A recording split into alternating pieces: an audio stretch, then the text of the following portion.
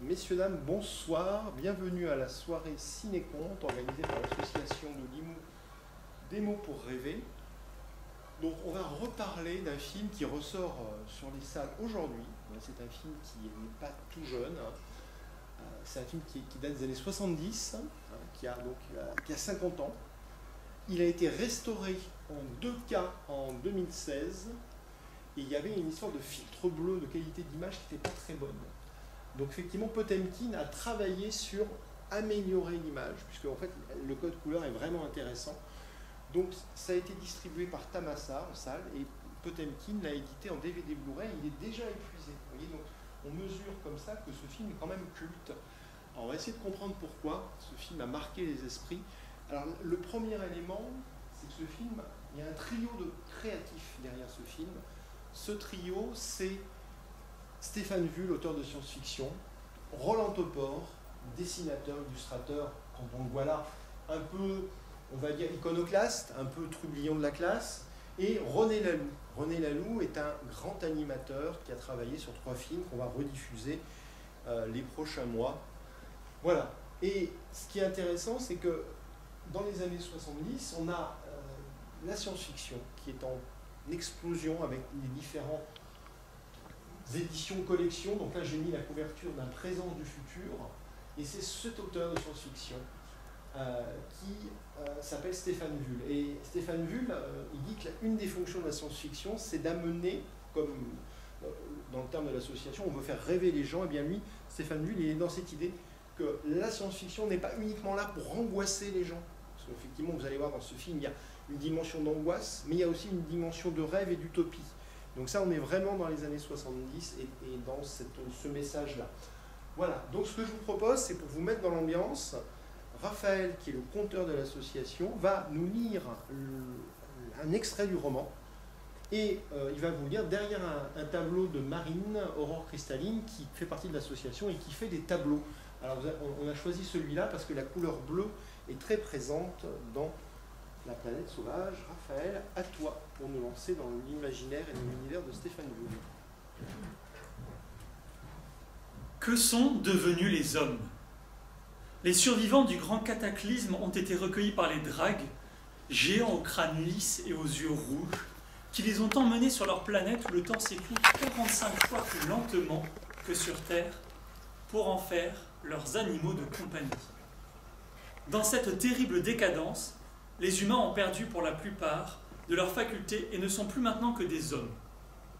Sans doute faudrait-il un miracle pour que leur intelligence atrophiée s'éveille de nouveau.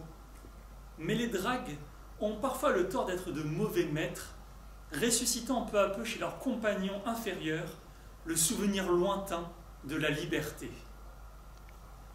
Une superbe fable est sous le titre de La planète sauvage, un célèbre film d'animation réalisé par René Laloux sur des dessins de Topor. L'auteur a publié une dizaine de livres dans les années 50. Ça a été suivi d'un très long silence et ça fait de Stéphane Vull une véritable légende. Ses réapparitions sur la scène de la science-fiction 25 ans plus tard avec son célèbre NoHo, Présence du futur, a justifié cette réputation.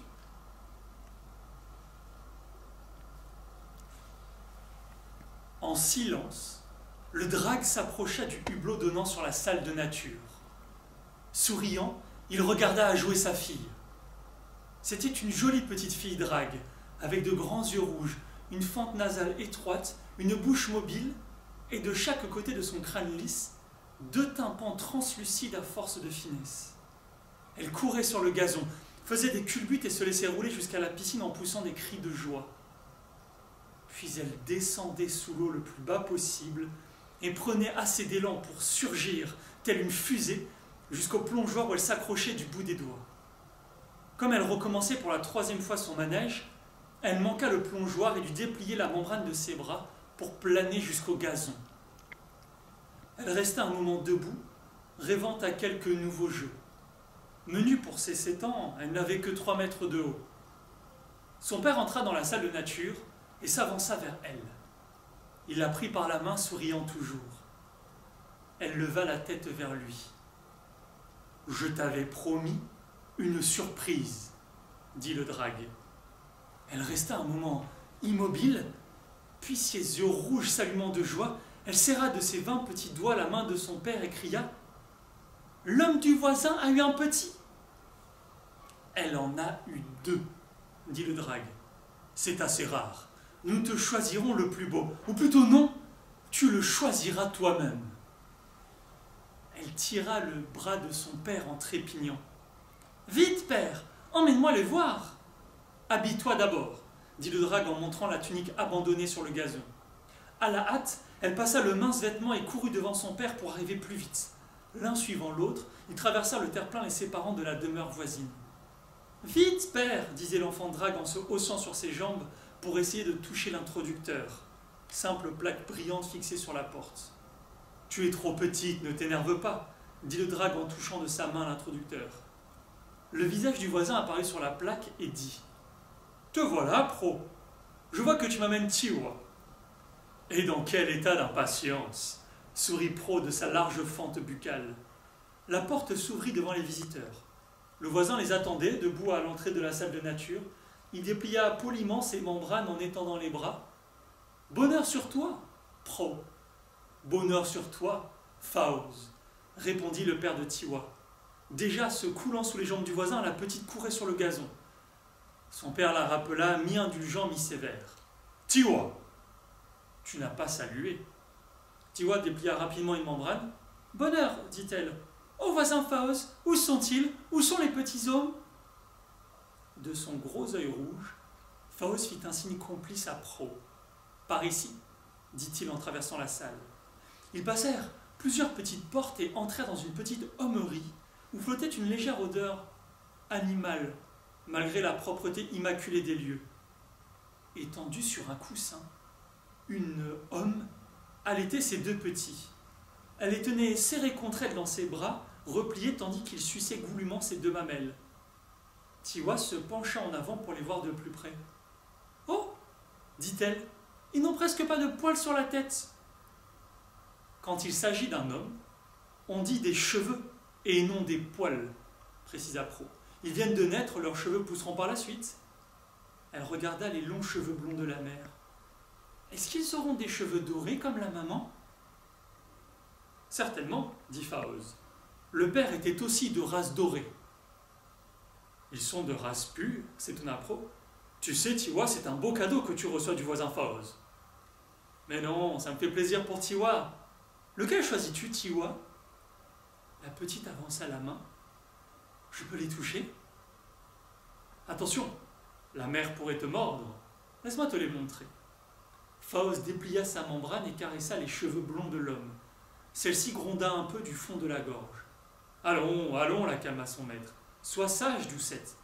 Je ne veux pas leur faire de mal, je vais te les rendre aussitôt, tu comprends? Il prit les 2 jumeaux en disant « Elle est intelligente et affectueuse, mais ça les rend toujours un peu hargneuses d'avoir des petits. C'est l'instinct. » Il posa un petit dans la main tendue de Tiwa. Le bébé se tortilla comme une petite grenouille en agitant 2 minuscules poings fermés. Une goutte de lait écoulait de sa bouche braillante et édentée. « Qu'il est mignon !» admira Tiwa. Suppliante, l'homme s'accrochait tantôt aux jambes de son maître, tantôt à celles de Tiwa en disant sans arrêt « Bébé, bébé !» Le drague lui caressa la tête de sa main libre. « Mais oui, ma doucette, on va te les rendre. Mais oui, sois sage. » « Ils sont tous pareils, dit Tiwa en berçant le bébé dans le creux de sa main. « Je choisis celui-là. Je peux l'emporter tout de suite ?» Son père protesta. « Non, il est encore jeune. Tu le prendras dans quelques jours quand il saura marcher. » La petite drague parut déçue. Ses yeux rouges se ternirent. « Mais tu pourras venir le voir d'ici là, dit le voisin en lui enlevant le bébé. »« Oui, dit le père. Quelques jours sont vite passés, et puis il faut me laisser le temps de faire aménager une homerie à la maison. » Tiwa désigna le coussin sur lequel sa mère homme retournait ses petits en tous sens, pour voir s'il n'avait pas souffert des dragues. « Il y aura un coussin comme ça dans l'homerie ?»« Bien sûr. Et une mangeoire comme ça ?»« Mais oui. » Elle sauta sur place en faisant claquer ses membranes axillaires. Elle chantonna « Un petit homme, un petit homme !» Puis soudain, plus sérieuse, « C'est la bête que je préfère. » Et pourquoi? Parce que ça peut parler, ça peut même nager quand on leur apprend. Oui, mais assez mal. Eh bien, nous allons laisser notre voisin tranquille. Il se tourna vers Faouz en dépliant ses membranes. « Merci, Faouz. Bonheur sur toi. »« Bonheur, dit Faouz en les reconduisant. Ne me remerciez pas, c'est peu de choses. » Il caressa la tête lisse de Tiwa. « Bonheur, petite, et à bientôt. Bonheur sur toi, voisin Faoz. Elle traversa le terre-plein en sautillant de joie à la suite de son père. Elle était heureuse, dans quelques jours les petits hommes sauraient marcher, elle pourrait prendre le sien. Il est vrai qu'un seul jour de la grosse planète Igam équivalait à 45 jours d'une petite planète nommée Terre, monde très lointain d'où les hommes étaient originaires. Quand on installa définitivement le petit homme dans l'hommerie aménagée à son intention, la mère ne souffrit plus que d'un vague regret sans objet précis. Mais pendant plusieurs jours encore, elle geignait par moments sans bien savoir pourquoi. Quand Tiwa sut qu'on ne lui reprendrait plus son petit homme, elle dit « Cette fois, il est bien à moi. Comment vais-je l'appeler ?»« Le nom de la mère homme est Doucette, conseilla son père. Appelle-le Doucet. » Tiwa regarda le jeune animal qui arrachait à poignée le gazon de la salle de nature. Il s'accroupissait sur ses petites jambes potelées, crispait ses poings dans l'herbe avec un air de béatitude sur le visage et jetait des touffes vertes dans l'eau de la piscine en poussant de grands rires de jubilation. « Doucet ne lui errait pas, dit l'enfant drague. Regarde comme il est vigoureux. Il faut l'arrêter, dit Pro. Ce petit démon va saccager la salle de nature. Il brandit les bras, déplia ses membranes et envoya du vent en direction du petit homme en disant « Ouh, veux-tu bien cesser, petit démon ?»« Non, père, dit Tiwa, tu vas lui faire peur. Il ne sait pas ce qu'il fait, c'est une petite bête. » Mais l'animal ne semblait pas effrayé du tout. À cet instant, on entendit au loin 2 petits poings frapper la porte de l'hommerie tandis qu'une voix aiguë criait « Oh, petit démon !» Les 2 dragues rirent encore. « Il est terrible !» s'exclama le père. La petite cessa de rire d'un seul coup. « Père, dit-elle, je l'appellerai terrible. » Pro s'étonna. « Ce n'est pas un nom d'homme. »« Ça ne fait rien, père, je trouve que ça lui va bien. Pour aller plus vite, je lui dirai terre. »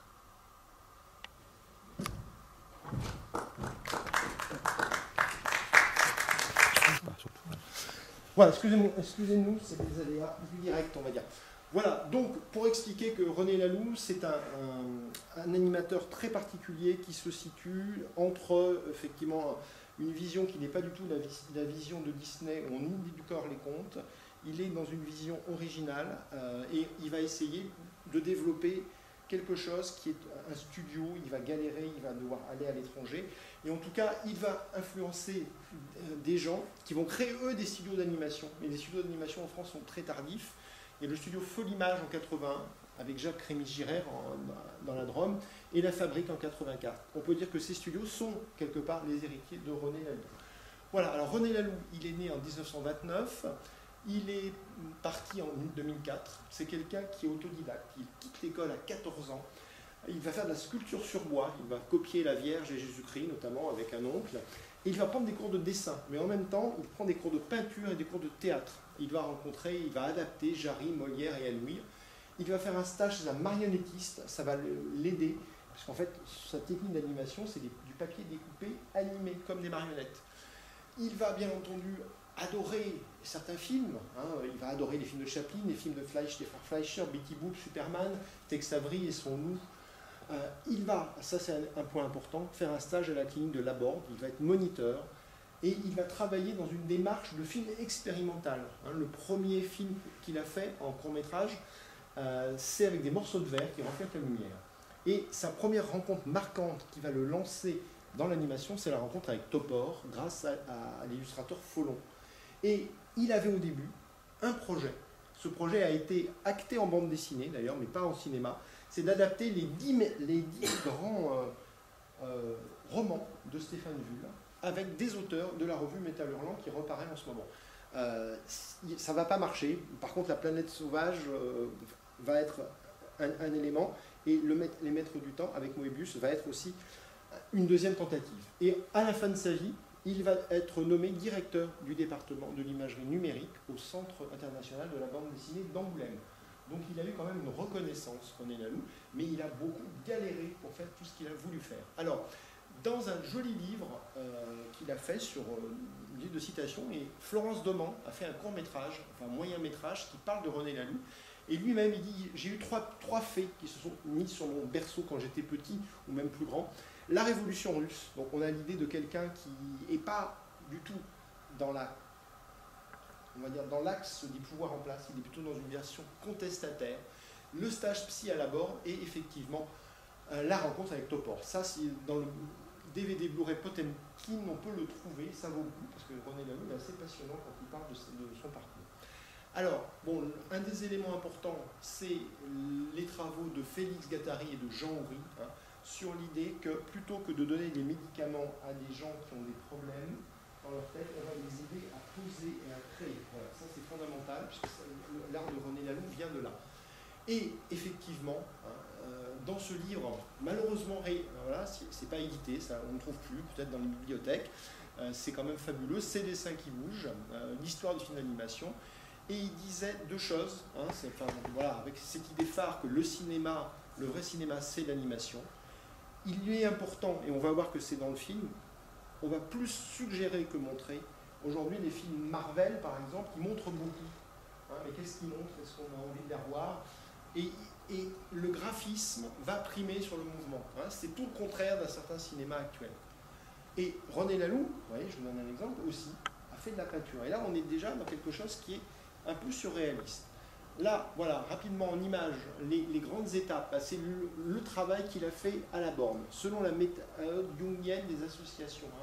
Jung, il parlait des archétypes de l'inconscient collectif et qu'on apporte en nous des images et que les mettre en forme avec des mandalas ou autre, ça peut nous aider à aller mieux. Voilà. Et donc, ça a eu un prix, le prix Émile Coll. Émile Coll étant un pionnier du film d'animation.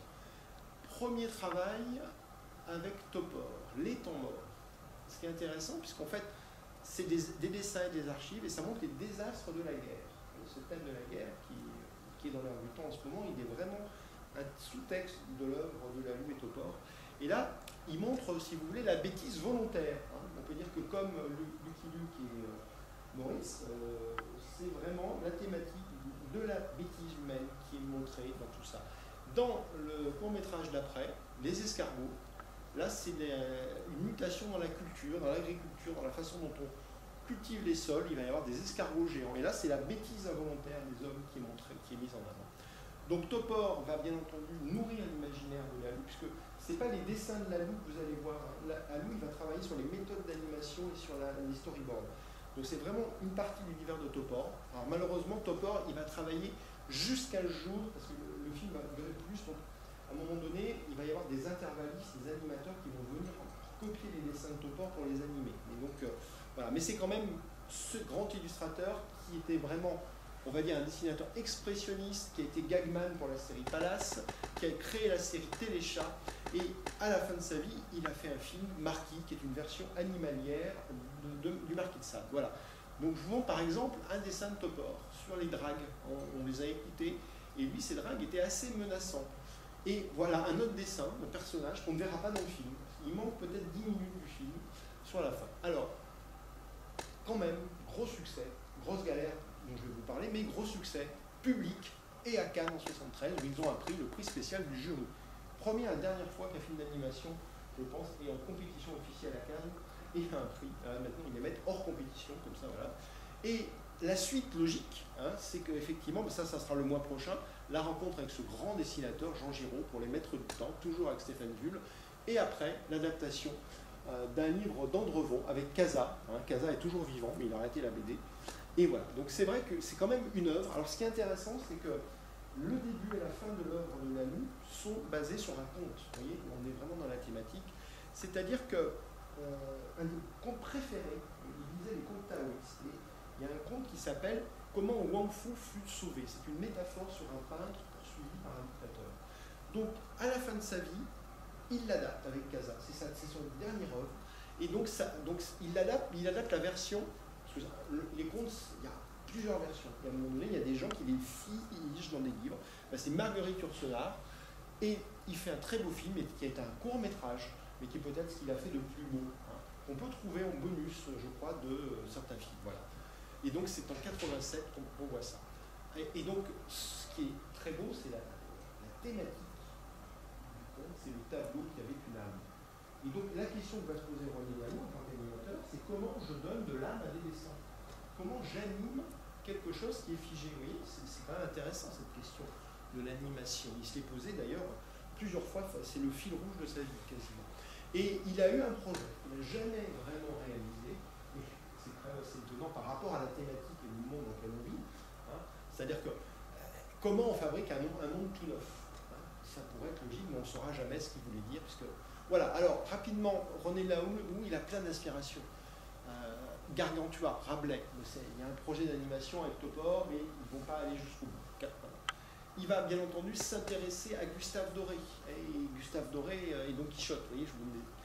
Et grosse passion pour l'illustrateur Grandry, hein, qui est, on va dire, un des plus grands illustrateurs du bestiaire animalier. Et bien entendu, au niveau des thématiques, Ubu-Roi de Jarry, les travaux de Dali, qui sont très prégnants, le style Dali, la façon dont il gère l'espace dans ce film-là. Et dans la question du bestiaire qu'on va voir, c'est à la fois Topor et lui qui partagent l'imaginaire de Jérôme Bosch.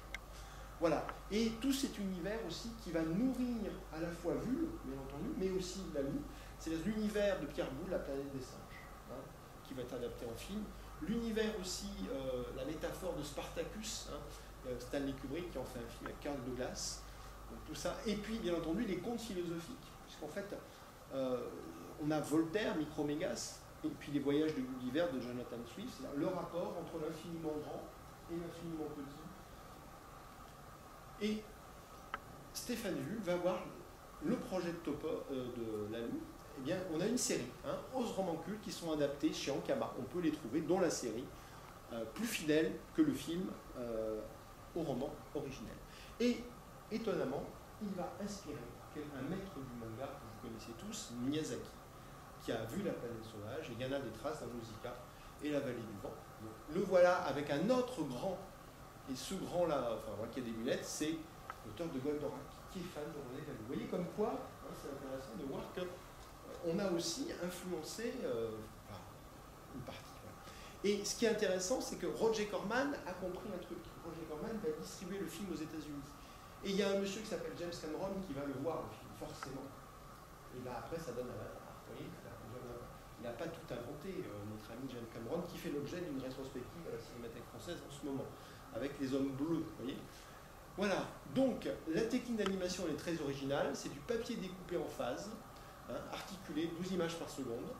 Donc on fait du collage sur papier, hein, c'est pas du celluloïde, du plastique transparent, contrairement au film de Disney, ça va donner un aspect plus pictural, on a l'impression plus de voir des peintures qui bougent. Et bien le travail de Lahoux, c'est le dessin, le décalque et la peinture. Et cette technique est reprise par Jean-François Laguiole dans Gwen, ou le livre des sables. Jean-François Laguiole a toujours un studio et fait toujours de l'animation aujourd'hui. Voilà. Et bien entendu, alors le film va être décentralisé en Tchécoslovaquie pour des raisons de budget, parce que là-bas c'est moins cher. Et la Tchécoslovaquie, c'est aussi un monsieur qui s'appelle Jiří Trinka, qui a fait, ça se trouve chez, je ne me rappelle plus l'éditeur, Artus Film réédite les films d'animation de marionnettes de Trinka. Donc effectivement, une partie de la production va s'étaler de 67 à 73 quand même, c'est quand même assez énorme, d'accord? Donc il y a dans le film 1073 plans, 25 animateurs, il va y avoir à peu près 4 ans de travail concret, donc c'est le studio à Prague, et c'est Joseph Kabart qui va reprendre effectivement les dessins de Topor pour les mettre en scène, puisque Topor n'aura bossé que 15 jours sur le film. Malheureusement, il y a le printemps de Prague qui arrive en plein dedans, donc c'est interrompu pendant 6 mois. Et à la fin, eh ben, ils sont un peu en conflit, ils doivent se dépêcher et il manque 10 minutes au film. Alors vous me direz si vous sentez ce manque de 10 minutes. Là, vous voyez René Lahoux en train de travailler, vous voyez, il découpe ces images, il découpe ses personnages, et là vous voyez le papier découpé en phase, vous comprenez mieux comment c'est fait. 12 dessins, découpés un par un, chacun d'entre eux a été photographié 2 fois par la caméra. Le résultat correspond à 1 seconde d'animation, projetée à la vitesse normale de 24 images par seconde. Voilà, ça c'est tout l'art de René Lahoux, qui est assez inédit au cinéma. Et ça va donner un effet particulier. Et voilà d'autres exemples, ça c'est les dragues. Ça, j'ai trouvé ça dans le livre, très beau livre chez Capricci, qui reprend, si vous voulez savoir la recette de tout ça, c'est assez étonnant. Ça, c'est des scènes coupées. Effectivement, il y a des scènes où, comment ils travaillaient, storyboard, ils dessinent. Donc là, c'était une scène, j'en dis pas plus, c'est que les dragues, il leur arrive quelque chose de très particulier. Ils ont une pratique qu'on appelle de la méditation, et on discutera sur qu'est-ce que ça peut vouloir dire. Et là, on avait des scènes un peu mystiques qui ont été coupées.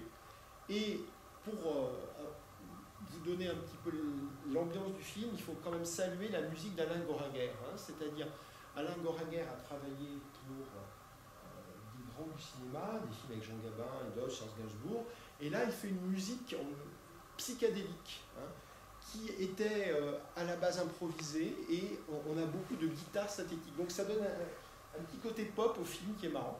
Et vous voyez par exemple le nouveau master, vous voyez comment en 2016 on a ça, il y a trop de bleu. Et l'origine du film, on revient en 2023 à cette nuance de couleur qui était la nuance première, d'où l'intérêt de revoir ce film restauré, de le revoir dans de bonnes conditions, et qu'on se retrouve bien entendu après le film pour discuter sur vos impressions et puis la philosophie qui est derrière La planète sauvage, parce que je crois que ce film est encore d'actualité dans le message qu'il nous délivre. Voilà, bonne projection.